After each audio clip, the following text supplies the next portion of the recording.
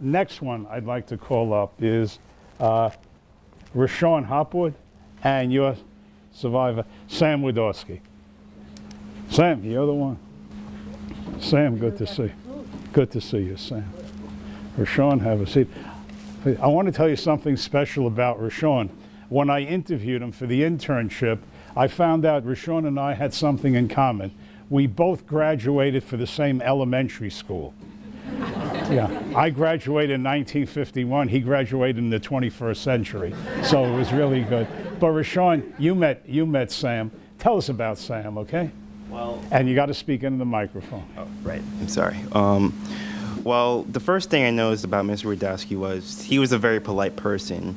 Like he always give me a straightforward answer whenever I asked him a question. He was very polite to me. He was. He reminded me of my grandmother. She's very, very old. Well, but like the thing about Mr. Widawsky is that he's a very, very powerful person. To me, like after everything he went through, I mean, he was only 14 years old when German planes bombarded his hometown for 3 days straight. Am I right? Yeah. And like his having to hide in the shelter, listening to a radio about what's going to happen next. He told me that once the Germans occupied Poland, that his teenage years were the worst years of his life. He was placed in a ghetto with his family, forced to live with little to no food in a cold apartment with nothing to make it a comfortable living. I mean, the next 4 years of his life was, I can't even imagine what he was wondering. I mean, what's going to happen next? How many dead bodies will he pass on the street? Or wondering if he's going to live to see the next day. He spent the next 4 years of his life in the ghetto until August 1944. He passed the age to be sent on the train to Britain because he was past the age. I'm sorry. So he was listed to be sent to the final solution. I couldn't imagine what he went through, just thinking of he's going to die and he might not ever see the sun again. Then something happened, like an Allied forces attacked the train he was on by a miracle chance. He saw the fire and smoke as an opportunity to escape, and he escaped with 6 other people. After that, he tried to find shelter, but he went from house to house and nobody would take him in.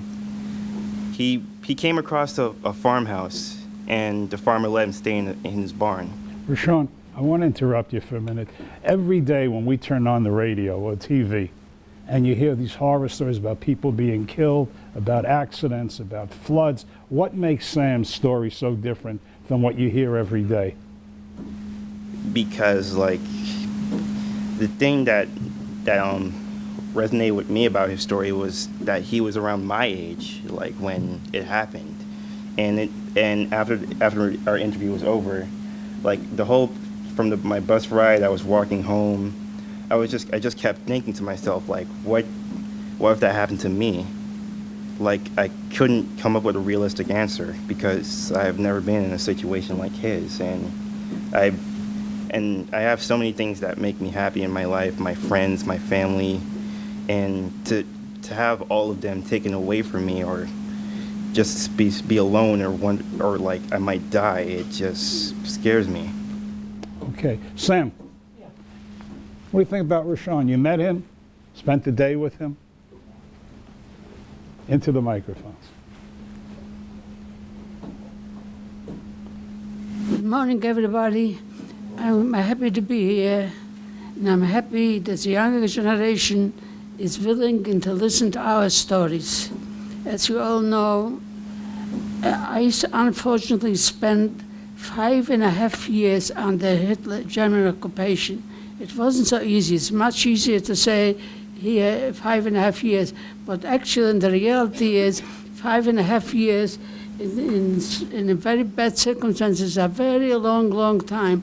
You didn't know from one day to another, or from 1 hour to another, either were going to survive. Somehow, by miracle, somehow we made it. It was not easy, especially when we evacuated us from our real quarters and put us into a ghetto, and in old houses, and no food, in a winter, no heating, no nothing.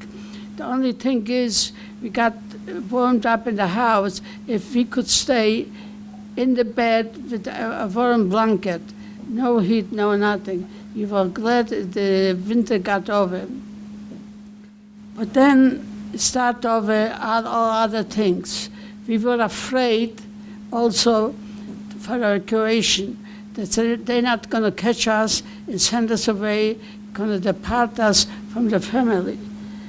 But unfortunately, this sooner or later has to happen, and very bad thing happened to me towards the very end after suffering for 5 years in the ghetto. Very bad happening. I lost a brother, which he was a very famous man, and then we got in to the cattle cars. We got evacuated from Poland to Auschwitz, and then within 1 minute, we were traveling all night, and within 1 minute they separated us. The family, what I had to then went to the other side. I just remained by myself, all the soul of myself. The only thing I held it on to it was my brother-in-law, my mother, my 2 sisters, my niece, and my brothers all went to the other side. And then they put us in, this was in August, beginning of September. It was a hot day. They put us out in a hole, in an empty lot. They kept us there for a whole day without a drop of water in a heat day. Could you imagine this being, just losing a whole family within 1 minute? And here you're keeping out, you don't know where you are, and you have no food. You don't know what's going to be happening with you next minute. Anyhow, I want to make a long story short. I survived in Auschwitz for 3 weeks. It wasn't easy. They gave us a sleeping place in a barn, on the floor, nothing.